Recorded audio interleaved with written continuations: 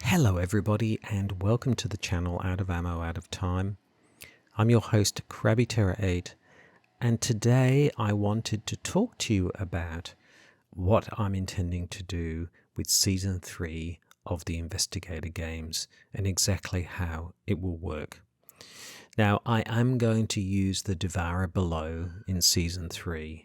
Now I know that the Devourer Below is not universally liked by most people, and I agree that the scenario lacks an interesting and compelling set of mechanics and victory conditions.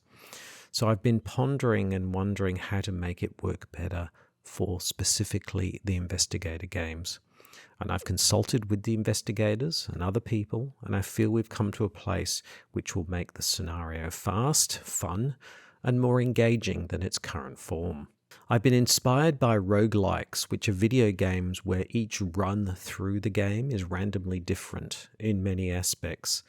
This keeps the game fresh and interesting as it plays different every single time.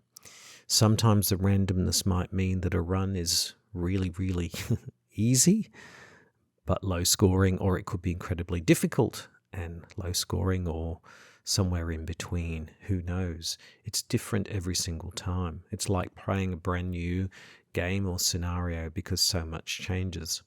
So this is what I would like to do for the Devourer Below, so it's less predictable and it's more fun to play. So how will this work? So here are the changes that I'm proposing. So number one, I will be using all of the Arkham Woods locations from the base and the Return to game to choose the random locations each time, so this will increase the variability and the fun. Number two, there'll be no doom on the agenda at the start.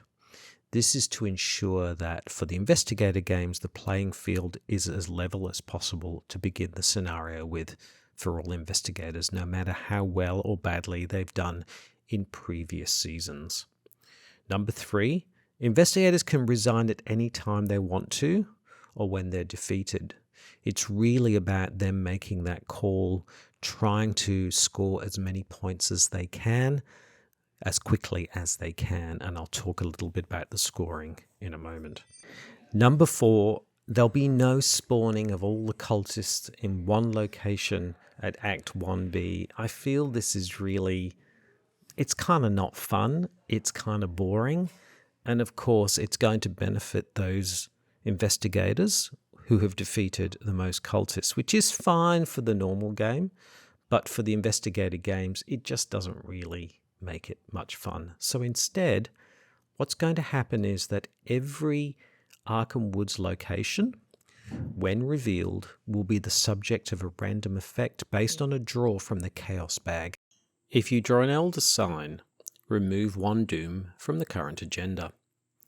If you draw +1, gain a clue from your current location. If you draw a 0, nothing happens. Crickets, crickets. And if you draw the auto-fail, add one doom to the current agenda. A -1 means that you drop one clue on your current location. A -2 or a -3 means you increase the shroud value of your current location by 1. And if you get a -4, you increase the shroud value of your current location by 2.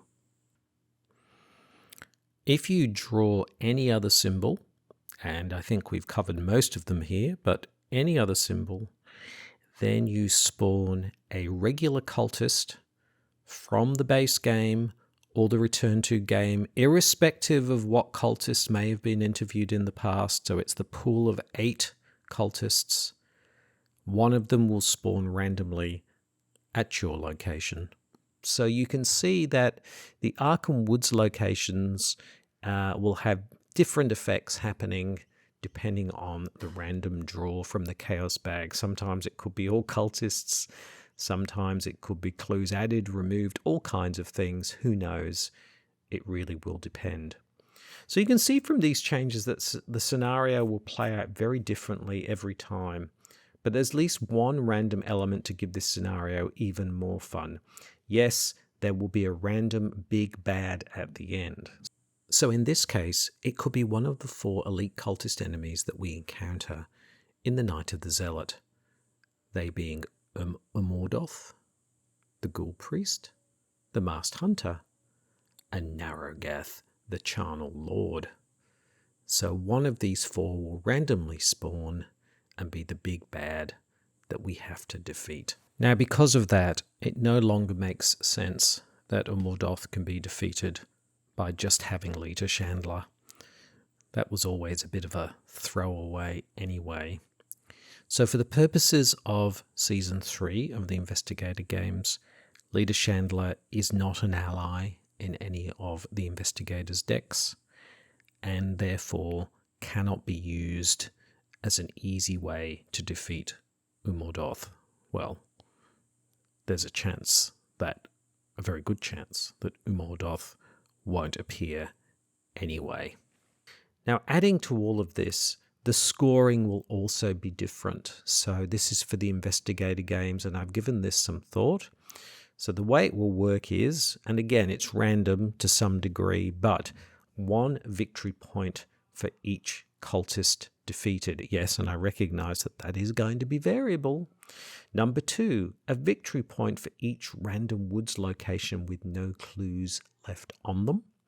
Number 3, 2 victory points for the big bad if defeated. Now those then are all added up. So there you go. I don't know what you think about that, but I think that that's going to really make a difference. I hope they're short, sharp, shocking scenarios with plenty of random variation to keep things interesting.